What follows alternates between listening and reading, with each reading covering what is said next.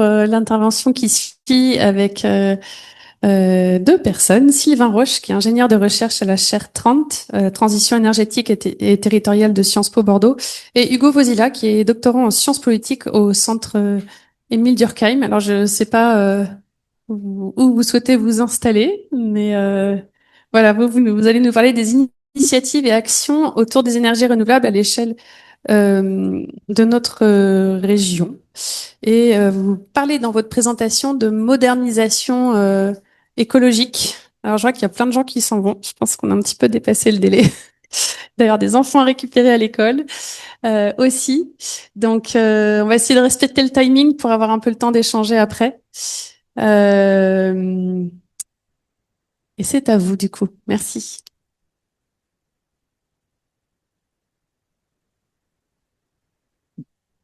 Merci beaucoup pour nous avoir conviés à cette présentation qui sera en binôme, effectivement. Donc, nous allons vous présenter un travail qui est en cours de publication, qui fait suite à la présentation qu'on avait déjà donnée à l'Université Aix-Marseille l'année dernière. Donc, c'est un travail que nous menons avec Hugo et un collègue, Sébastien Chailleux, où nous montrons un petit peu les tensions qui existent aujourd'hui dans les politiques publiques autour de l'énergie entre deux échelles territoriales que sont les régions et l'État. Oui, donc on a intitulé notre présentation Transition énergétique et grands projets en Nouvelle-Aquitaine, penser la modernisation écologique à l'échelle régionale. Et donc on va se baser notamment sur deux grandes filières, la filière notamment d'éolien en mer et la filière de la biométhanisation. On va essayer de montrer en fait dans quelle mesure, dans les transitions énergétiques territoriales, il peut y avoir des tendances à favoriser les grands projets et donc à reproduire aussi des formes de modèles de transition hérités de logiques antérieures, notamment fossiles. On va partir notamment d'une forme d'actualité. À l'échelle nationale, étatique, on a un rapport qui a été publié il y a quelques mois, je pense maintenant, qui s'appelle le rapport Lévitio, un document en fait qui incite le gouvernement à concentrer les soutiens publics sur les grands projets, en particulier solaires, une généralisation du principe d'appel d'offres neutre, et un rapport qui a d'ailleurs été critiqué par différents acteurs. Donc là, j'ai mis un exemple notamment d'un commentaire LinkedIn d'un représentant d'un syndicat départemental d'énergie, donc plus local, qui commente les tenants de la centralisation ont encore de beaux jours devant eux, à rebours des attentes des citoyens, des citoyennes. Du coup, là, on peut lire une forme aussi de conflictualité entre niveau d'échelle, un niveau étatique qui inciterait finalement peut-être au grand projet, un niveau plus local qui écouterait plus finalement les attentes citoyennes. Mais qu'en est-il finalement à l'échelle des régions, au niveau des compétences? Certes, on a des compétences qui sont déléguées aux collectivités territoriales dans le pilotage du déploiement des énergies renouvelables, qui peut être très connu par certains d'entre vous dans la salle par des documents tels que les SRADET ou tels que des documents tels que les plans climat justement que Andy a pu évoquer précédemment, qui ont une appropriation un petit peu en demi-teinte, mais un rôle de l'État encore assez prépondérant. Qui peut d'ailleurs s'illustrer de manière un petit peu, et se traduire de manière un petit peu différenciée en fonction des différentes filières sur lesquelles il peut agir, notamment la question de l'éolien offshore, la question du nucléaire qui échappe souvent encore aux régions. Question du coup Nouvelle-Aquitaine, on pourrait penser, donc on a des initiatives qui sont portées par la région sur les communautés d'énergie, donc des formes d'énergie qui seraient décentralisées, qui seraient démocratiques, qui seraient citoyennes, avec dans les documents de planification notamment un SRADET qui entend valoriser des gisements régionaux dans une dynamique d'économie circulaire, un comité scientifique régional, notamment Acclimatera en fait, où nous sommes ici, qui incite à l'appropriation territoriale et citoyenne des énergies renouvelables, mais en même temps un double discours qui souligne aussi l'importance des méga projets d'énergie renouvelable avec des enjeux de réindustrialisation territoriale, une forme de mise en concurrence des zones industrielles bas carbone et une arrivée aussi de multinationales de l'énergie qui visent la montée en échelle pour faire baisser un petit peu finalement les coûts dans des logiques traditionnelles un petit peu d'économie d'échelle. Oui, alors là, c'est juste quelques chiffres aussi qui nous a semblé important un petit peu de présenter, même ils sont connus. C'est un petit peu l'origine des gaz à effet de serre et les ambitions climatiques et notamment énergétiques de la France. Ce qui est intéressant de voir, c'est que finalement, les discours politiques sont souvent concentrés sur le volet transformation d'énergie. Et au final, l'énergie en France, ça représente uniquement 10% de l'origine des gaz à effet de serre. Donc c'est intéressant de voir qu'aujourd'hui, à travers l'énergie, il y a deux grands domaines qui sont ciblés, hein, qui se rapportent aussi à l'énergie, à la décarbonation, que sont bien évidemment les transports, le transport notamment individuel avec la voiture à près de 53%, qui représente 31% des gaz à effet de serre, et l'industrie qui représente près de 20%. Et c'est notamment là, c'est pour cela qu'on explique notamment toutes les démarches qui découle de l'initiative France 2030, avec ce qu'on appelle les zones ZBAC, les zones industrielles bas carbone, avec cette priorisation aujourd'hui des financements publics autour de certaines zones en France, et notamment les ports, que ce soit Fos-sur-Mer, Dunkerque ou encore le bassin de lac. Non, juste énergie. Donc là, ça vous montre aussi. Alors là, j'ai pas indiqué. Donc ça, c'est les données du Haut Conseil pour le climat. Et ça, c'est des données que j'ai récupérées dans le journal du Monde, issues du secrétaire général à la planification écologique. C'est juste pour vous montrer les différents objectifs filière par filière. Donc on peut voir que l'énergie est quand même l'un des domaines les plus où les objectifs sont les plus ambitieux. Quand on compare par exemple 2022-2030, on voit que c'est pratiquement une division par deux, à la différence de d'autres filières qui sont beaucoup moins soumis à ces objectifs de temporalité assez courte. Par exemple, l'agriculture. On peut voir que la très grande différence entre le secteur de l'énergie et le secteur de l'agriculture. Pourquoi? Parce que l'agriculture, ça demande des transformations, une mutation en termes d'usage, alors que l'énergie est une approche beaucoup plus technique, beaucoup plus techno-solutionniste, sur lequel on compte s'appuyer. Des données, alors là, je m'appuie encore une fois, c'est prospective 2050 d'RTE. Donc c'est la dernière version qui a été présentée en début d'année. Il faut savoir qu'aujourd'hui, RTE travaille sur la réactualisation de ces chiffres, la réactualisation de ces données. Et ce document, théoriquement, devrait sortir d'ici la fin de l'année. Pourquoi d'ici la fin de l'année? Parce que en fait, l'État souhaite avoir un document le plus dépolitisé possible dans le contexte des prochaines élections présidentielles. Deux chiffres à retenir. Donc, les objectifs de l'État en termes de décarbonation, de transition énergétique, c'est une baisse de la consommation de 40% d'énergie. Mais cette baisse de consommation d'énergie devra s'accompagner d'une augmentation de la consommation électrique de près de 35%. J'insiste, ce sont des données qui ont été présentées, ces chiffres ont été présentés en 2021-2022. Aujourd'hui, ils sont un petit peu re-questionnés, tout simplement parce que l'espoir qui était porté sur certaines filières sont revus à la baisse. Je pense notamment à l'hydrogène. Lorsqu'on regarde et on lit Prospective 2050, les objectifs étaient beaucoup plus ambitieux. Aujourd'hui, il y a un verrou technique, un verrou aussi politique autour de l'hydrogène vert qui rend son développement plus difficile, en tout cas plus délicat. Et aussi l'apparition de nouveaux usages qui sont apparus il y a quelques mois et quelques années, notamment les data centers et l'intelligence artificielle. Alors là, c'est un petit point. Alors, je l'ai pas indiqué, mais aussi ces arguments qui vous sont présentés aujourd'hui, que je vous présente notamment dans cette slide, sont issus du rapport qu'on avait publié il y a 4 ans maintenant, à Climatera sur les énergies renouvelables. Donc je vous invite d'ailleurs à le lire si c'est pas déjà fait. Pourquoi développer les ENR? Donc là, c'est une vision vraiment dépolitisée, vraiment le plus possible, pour répondre aux objectifs climatiques, ceux de l'accord de Paris visant la neutralité carbone d'ici 2050, car le GIEC nous encourage dans son dernier rapport à investir dès maintenant sur les technologies les plus matures et les plus compétitives à l'échelle mondiale. Les énergies renouvelables sont les énergies les moins chères.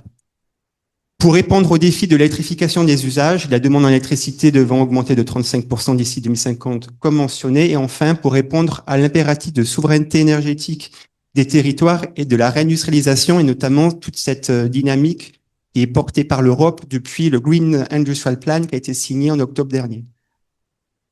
Aussi, ce qui est très important, c'est le rapport aussi au temps, le rapport aussi à la concurrence intertechnologique. Il faut bien savoir qu'aujourd'hui, on nous parle beaucoup de crise énergétique. On traverse une crise énergétique. Non, l'État voit plutôt la crise énergétique autour de 2030. Alors là, je m'appuie sur notamment les écrits d'un économiste qui s'appelle Christian de Pertuis, qui nous a effectivement, qui explique vraiment que la décennie 2030 va être vraiment hyper difficile à passer. Pourquoi? parce qu'il y a ce qu'on appelle un effet de falaise. Un effet de falaise, c'est le besoin de devoir fermer au même moment toutes les centrales électronucléaires qui arrivent en fin de vie. Christian de Pertuis dit clairement qu'on va pas pouvoir reprolonger les centrales nucléaires euh, plus que 2040 pour des questions aussi financières, de coûts économiques que nécessiterait une rénovation et une modernisation de ces réacteurs à eau pressurisée de deuxième génération.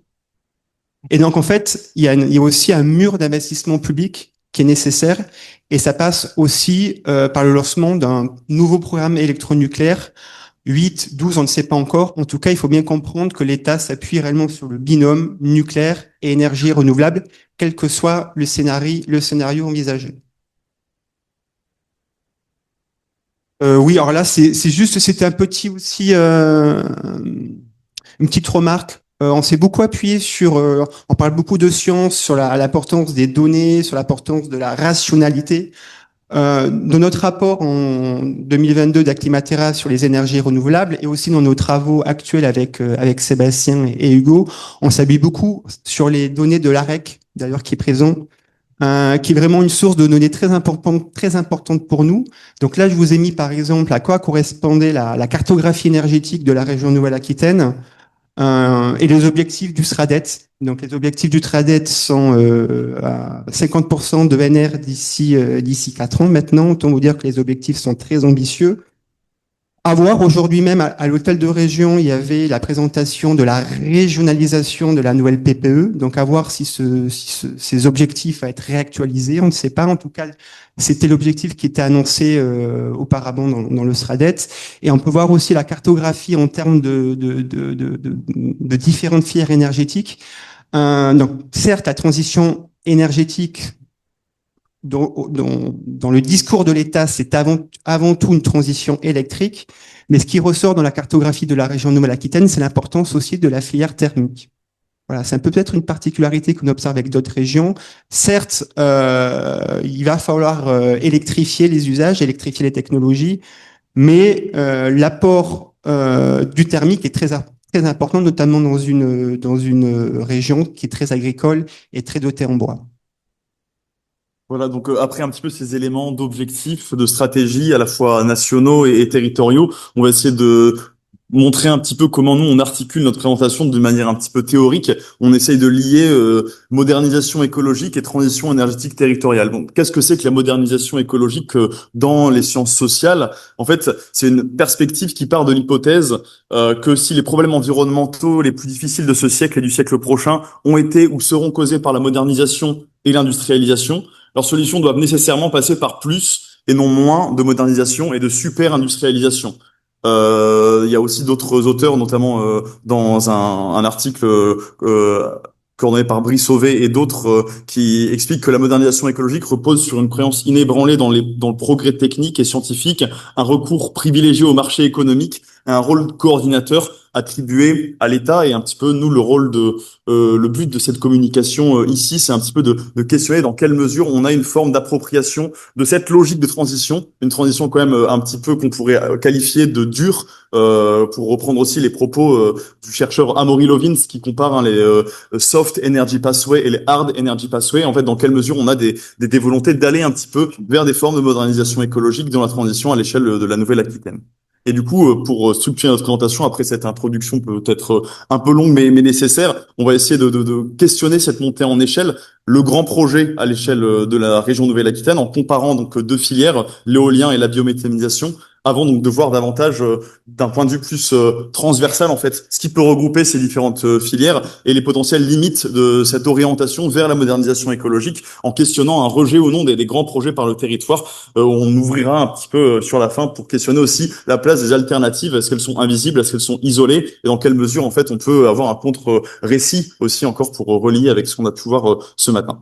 Donc, je laisse la parole à Sylvain, notamment pour la filière Oui, éolienne. je vais vous présenter de manière assez rapide quelques observations que j'ai faites. Donc moi, je suis l'éolien en mer depuis 2013 maintenant. Donc c'est des observations que je vous ai fait déjà sur la question des imaginaires techniques. La question de voir aujourd'hui comment aussi on légitime le développement des énergies renouvelables centralisées l'imaginaire de la puissance et de l'abondance. Donc, c'est quelques exemples que je vous ai mis, que j'aime bien, à la fois dans la parole d'un élu ou des élus. En tout cas, j'ai retenu celui de la parole de Jean-Luc Mélenchon. Je vais donner un exemple plus simple. Un réacteur nucléaire, c'est 45 éoliennes offshore.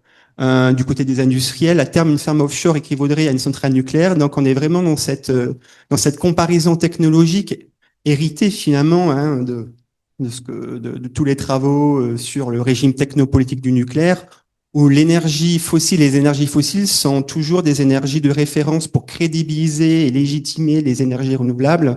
Boris Johnson, le Royaume-Uni pourrait être l'Arabie saoudite de l'éolien. Donc là, c'est tout le vocabulaire lié à l'abondance énergétique, issu notamment des années 70, des années 80.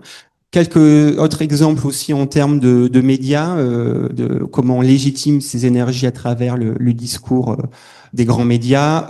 Et si l'énergie de la mer, l'or bleu, arrivait à détrôner l'or noir, énergie la mer plus forte que l'atome. Donc vraiment cette idée en France d'avoir une compétition intertechnologique, chose qu'on n'observe absolument pas dans d'autres pays parce que l'énergie nucléaire n'est pas l'énergie référente dans laquelle les énergies renouvelables doivent s'inscrire. Donc l'éolien en mer ou la reconstruction, oula, il y a eu un souci là non, en tout cas, c'était l'éolien en mer ou la reconstruction d'un gigantisme électrique centralisé. Donc ça se voit à la fois en termes de puissance électrique, la puissance des machines. On peut voir le caractère vraiment exponentiel du développement de cette filière depuis à peu près une quinzaine d'années.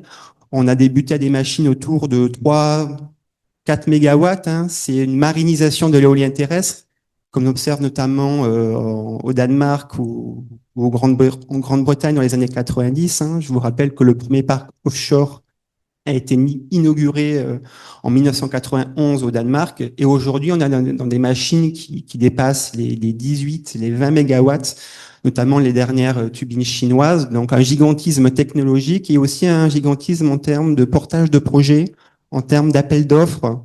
Donc là, on est à l'heure d'aujourd'hui le plus grand appel d'offres, le plus grand projet qui a été acté par l'État, hein, qui est le projet Centre Manche 2 gagné par Total. Mais il faut savoir que la semaine dernière, l'État via la Creux a officialisé le lancement d'un giga appel d'offres éolien en mer d'une puissance de 10 gigawatts. 10 gigawatts avec auprès de l'État l'espoir d'avoir les lauréats en février 2027, à quelques semaines avant l'élection présidentielle. Sur toutes les façades de la France, quoi. Les 4 façades maritimes, que ce soit du posé ou du flottant, à 50% posé, 50% flottant.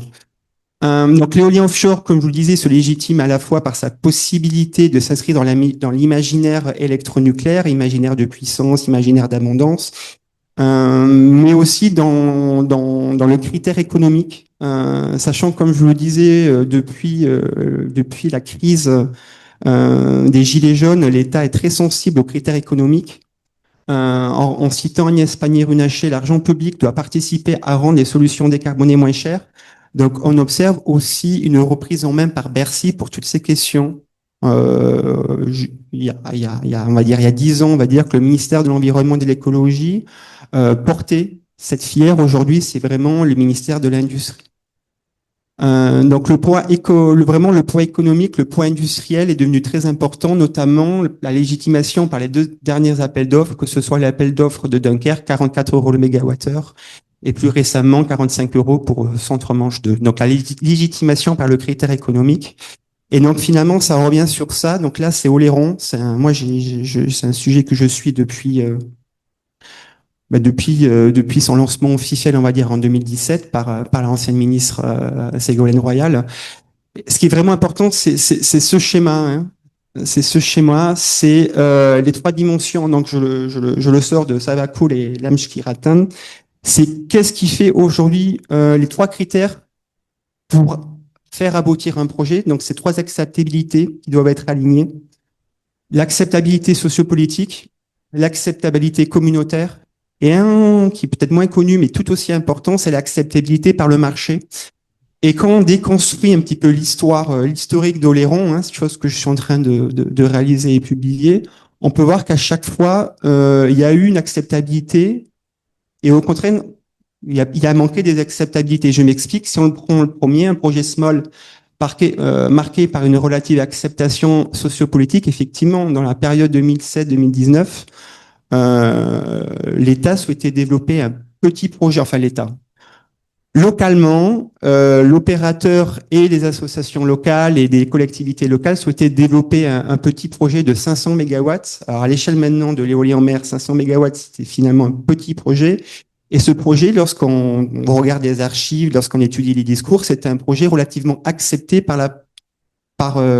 les élus, que ce soit les élus de la communauté d'agglo d'Oléron, par le président de région Alain Rousset, par le président du département de la Charente-Maritime. Il y avait une certaine forme d'union, il y avait un consensus, et d'ailleurs, un des faits marqueurs, c'est la signature commune d'une lettre d'attention envoyée à l'ancienne ministre Ségolène Royal pour dire sur ce territoire, il faut développer un projet. Mais il se passe quelque chose lors du débat public Oléron 1, donc un débat public piloté par la CNDP, c'est que l'État, voyant que l'éolien en mer est désormais légitimé par le critère économique, il a voulu massifier cette filière. Donc, on est passé d'un projet de 500 mégawatts à un projet de 1 gigawatt, 1 giga 5. Et là, finalement, il y a eu une fracture qui s'est faite en termes d'acceptabilité sociopolitique. Donc, dans cette partie, la séquence 2, il y a une acceptabilité par le marché, parce que 44 euros, 45 euros le mégawattheure, il y a une acceptabilité par le marché de cette filière. Mais désormais, il y a une fracture qui s'est faite sur l'acceptabilité sociopolitique. Et aujourd'hui, on est finalement dans une remise en question totale de toutes ces formes d'acceptabilité. Pourquoi? Parce que l'appel d'offres qui avait été lancé il y a quelques mois par l'État pour développer un parc posé d'1 gigawatt au large de La Rochelle, il s'est avéré infructueux tout simplement parce que le prix a été jugé non compétitif par les opérateurs de l'éolien en mer. Donc en fait, aujourd'hui, il y a un problème d'acceptabilité sociopolitique parce qu'il y a des élus qui sont pour et des élus qui sont contre, donc il n'y a absolument pas un consensus. Il y a un problème d'acceptabilité communautaire parce qu'il y a quand même des associations environnementales qui sont absolument contre ce projet, tout simplement parce qu'on est dans une ZPS, on est dans une zone Natura 2000. Même si le projet est désormais en dehors du parc naturel marin, il est toujours dans une zone de protection forte. Et l'acceptabilité par le marché, comme je vous le disais, il se fait plus tout simplement parce que les opérateurs estiment qu'à 100 euros le mégawattheure, il faut plus y aller. Donc vraiment, ces trois, on va dire, variables sont très importantes. Un projet est accepté sur le territoire, peut être accepté, peut être aussi même territorialisé si ces trois planètes sont alignées. Et autant vous dire que c'est désormais très difficile. Donc voilà, donc je vais aller assez vite, que j'ai pris beaucoup de temps. Donc voilà, qui a tué l'AO7? Encore une fois, l'AO7 aujourd'hui est réinventée dans l'AO10.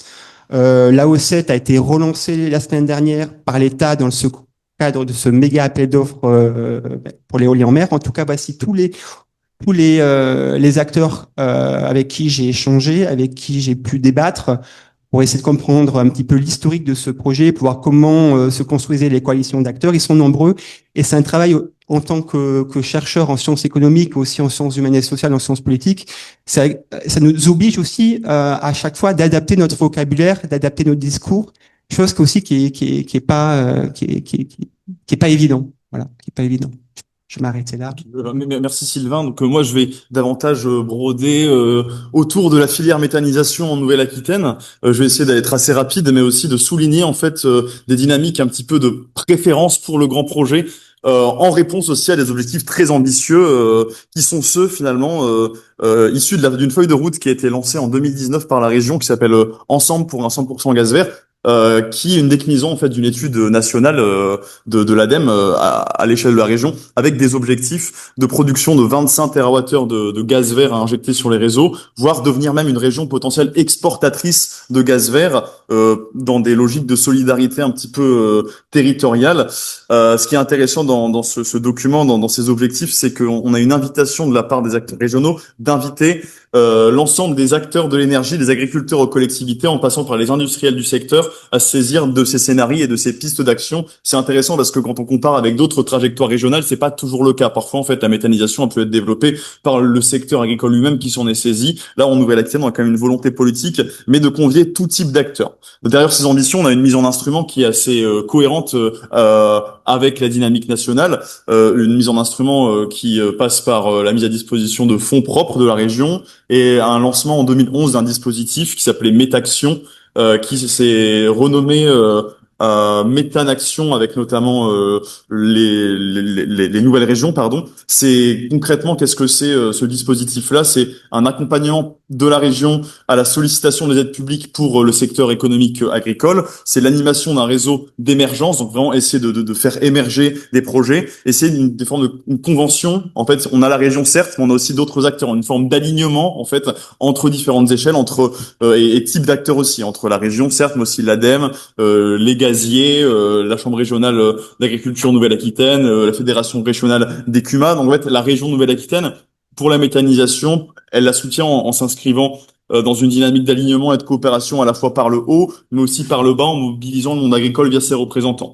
On a d'ailleurs une forme cet accompagnement, pardon, de toutes les formes de méthanisation, il est souligné aussi dans les entretiens que j'ai pu avoir avec des acteurs de politique publique locale, dont notamment un sous-directeur de la direction énergie-climat qui souligne qu'il favorise l'émergence des projets, que ça reste des initiatives portées de la part des agriculteurs sur la méthanisation, des industriels, d'où notre diversité des projets. Il n'y a pas de restrictions spécifiques. On pourrait donc qualifier cette forme d'accompagnement d'une forme d'accompagnement dépolitisé, dans le sens où en fait ça ne repose pas sur des valeurs, mais plutôt sur en fait une efficacité qui reviendrait à aussi laisser à l'efficacité technique le soin en fait de développer une certaine filière. Et du coup, ce soutien à la méthanisation, on peut le voir aussi dans les appels à projets sur le site de la région, et également donc dans des projets très spécifiques qui peuvent être des projets qu'on qualifierait aujourd'hui d'industriels, auxquels la région a pu contribuer, que ce soit de gros groupes en fait comme CVE, Engie.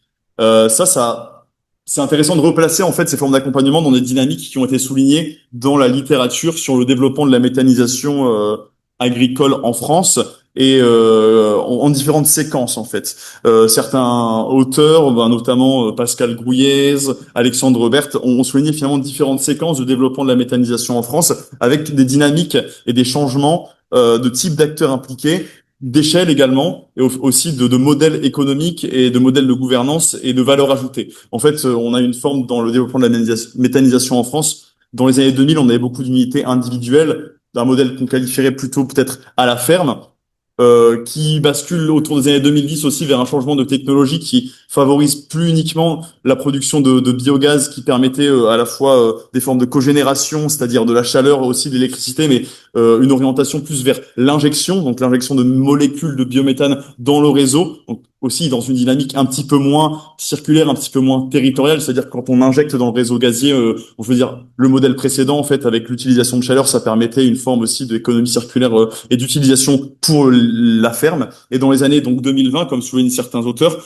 l'entrée en fait dans le secteur de la méthanisation de en fait acteurs conventionnel du secteur de l'énergie, et donc ça c'est notamment manifesté par le rachat en 2021, il me semble justement, d'un groupe qui s'appelait Fonroche Biogaz par la multinationale Total Energy. Et du coup j'aimerais bien un petit peu souligner ce projet-là en particulier, qui est un petit peu symptomatique, en tout cas en Nouvelle-Aquitaine, de dynamique de montée en échelle qui peuvent ou pas échapper en fait aux volontés de pilotage de la région. Et du coup ce projet Total Energy, c'est un projet qui s'appelle BioBern XXL, du coup, comme je viens de le dire, qui en fait fait suite à l'acquisition en 2021 du groupe Fonroche Biogaz par Total Energy, avec une volonté assez affichée dès le départ de changer de braquet et de faire en un an ce qui se faisait en 10, et du coup ce qui se traduit par cette mise en service d'une unité en 2023, BioBern, donc à Mourinx, pas très loin de Lac, pas très loin de Pau. C'était jusqu'à quelques mois, quelques années, la plus grande unité de méthanisation de France. Elle a été dépassée par l'unité Secalia en Côte d'Or, par également un autre, piloté par un autre énergéticien par Shell d'ailleurs. Et du coup, c'est une forme de centralisation de la production énergétique qui est venue conduire à une forme de spécialisation des espaces ruraux. Et cette unité unités. Elle a bénéficié d'une aide aussi de la région Nouvelle-Aquitaine d'un million d'euros. Là où je voudrais revenir aussi, c'est en fait dans quelle mesure ces méga projets, certes, peuvent contribuer aux objectifs ambitieux de la région, mais parfois au prix de déséquilibres locaux. C'est un méga projet en fait qui a pu venir bouleverser les équilibres agricoles préexistants, avec des craintes qui ont été suscitées par la coexistence entre ce forme d'unité plus centralisée gérée par des énergéticiens et les unités plus précédentes, celles dites à la ferme. Notamment la profession agriculteur méthaniseur qui est organisée autour d'une association qui s'appelle l'AAMF, l'Association des agriculteurs méthaniseurs de France, a fait mention notamment d'une crainte d'une perte de la valeur ajoutée pour le monde agricole, aussi un risque de dépendance agronomique des agriculteurs environnants autour des unités centralisées, et finalement potentiellement des plus petits projets, des projets plus à moindre échelle, euh, qui seraient empêchés par l'emprise territoriale d'unités plus grosses, en l'occurrence celle de Total Energy dans le Béarn. Du coup, finalement, les effets de la méthanisation à grande échelle en Nouvelle-Aquitaine, certes, ça permet une productivité, une injection de biométhane accrue. D'ailleurs, les 3 unités néo-aquitaines disposant des plus grandes capacités de production de biométhane appartiennent à Total Energy, pour citer un de mes collègues qui travaille également sur le sujet, Antoine Bouzin, qui permettent une contribution significative à l'atteinte des objectifs régionaux, mais au risque potentiel d'une déstabilisation de modèles productifs agricoles. Et du coup, là, je cite un petit peu rapidement des travaux en justice ou injustice énergétique tels que ceux de Kristen Jenkins ou encore il me semble, de Robert Bullard sur ces enjeux-là. Du coup, voilà un petit peu pour le secteur de la méthanisation. Je vais laisser la parole à Sylvain un petit peu pour essayer de souligner un petit peu ce qui peut être transversal dans ces différentes filières. De manière... Oui, je vais être de manière très très rapide. Alors c'est juste pour enfin un alignement différencié entre les chefs de gouvernement. On l'a pas indiqué, mais là on vous a présenté uniquement la filière offshore et la méthanisation. Mais il faut savoir aussi qu'on a suivi le projet Oriseo, qui était le projet de construire la plus grande centrale photovoltaïque d'Europe en sud Gironde. Donc vraiment 3 filières qui s'inscrivent dans des logiques différenciées. Euh, voilà, on va peut-être terminer sur ça, juste pour vous indiquer, il y a quand même des alternatives qui existent, qui sont à la marge, mais qui méritent d'être citées. On pense notamment au projet d'Andilly-les-Marais. Donc Andilly-les-Marais, c'est un projet small, mais qui a aussi une vocation un peu big, sachant qu'aujourd'hui, les projets, enfin les centrales éoliennes terrestres les plus puissantes de France sont à Andilly-les-Marais. Mais ce qui est intéressant de voir à Andilly-les-Marais dans le cadre de ce projet, c'est comment on est passé d'un projet qui au départ était source de controverses. C'était un projet qui était rejeté par la population, qui était rejeté par les élus, et par un travail d'appropriation par à la fois des organismes publics, mais aussi par les entreprises, par le réseau Sirena et j'en passe. Le projet a été totalement accepté par la population et aujourd'hui c'est une vitrine politique. Et c'est intéressant de voir qu'à côté de ces grands projets énergétiques, très très très centralisés finalement, qui s'inscrivent totalement dans le discours de Belfort d'Emmanuel Macron, il y a des petits projets beaucoup plus territorialisés, beaucoup plus small qui émergent et qui doivent aussi être déployés à plus grande échelle. Voilà. Conclusion. Sur quoi il faut travailler, c'est dans ce chemin récapitulatif qui est quand même très important. Bien comprendre que la crise énergétique s'inscrit dans une crise systémique, crise des 3 E, crise environnement, crise de l'énergie, crise économique. Et il faut vraiment pouvoir travailler sur ces 3 leviers pour pouvoir résoudre la crise écologique. On oublie la crise économique, mais elle existe, elle est là. Sur quel levier? Donc l'éducation, la territorialisation et l'appropriation. Donc ça, on a bien parlé ce matin, on a bien parlé cet après-midi. Et 3 leviers, on va dire techniques ou 4 leviers techniques ou 4 leviers en termes de politique publique. Donc bien sûr, développer les ENR. On pourrait dire même pourquoi pas développer les énergies décarbonées. L'efficacité énergétique, la sobriété et enfin la résilience. Et toujours bien différencier l'efficacité et la sobriété, parce que quand on échange avec des élus ou même avec on va dire des lycéens, des gens plutôt dans les écoles, la différenciation entre les 2 termes n'est pas du tout acquis.